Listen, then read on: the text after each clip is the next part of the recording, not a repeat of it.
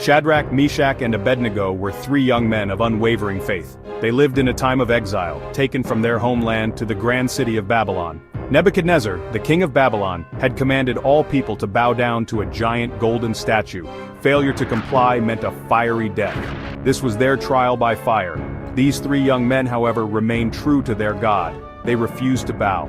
They knew that worship belonged only to the one true God. Their faith was strong, even in the face of death. Brought before the furious king, they stood their ground. This incredible story of faith can be found in the book of Daniel chapter 3. It's a story that has echoed through generations, reminding us of the power of faith in the face of adversity. The book of Daniel is filled with stories of courage and faithfulness, but this particular account stands out for its sheer intensity. The fiery furnace, a symbol of impossible odds and certain death, becomes a testament to God's power.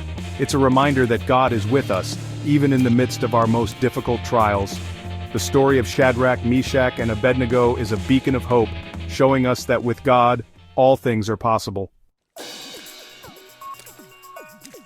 These three young men uttered a statement of incredible faith, but even if he does not, Daniel 3:18, they acknowledged that God could save them.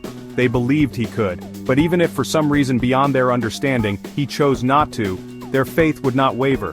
This is true faith, trusting God, even when we don't understand his plan. It's about surrendering to his will, knowing that his ways are higher than our ways. Isaiah 55:8. Their story encourages us to live by faith, not by sight. 2 Corinthians 5:7. It reminds us that God is in control, and he works all things together for good for those who love him. Romans 8:28. The story of Shadrach, Meshach, and Abednego matters because it speaks to the core of what it means to be a believer.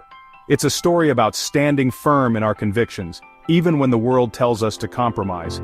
Their example inspires us to live lives of courage, knowing that God will never leave us nor forsake us. Their story is a testament to the truth found in Galatians 2:20. I have been crucified with Christ, and I no longer live, but Christ lives in me.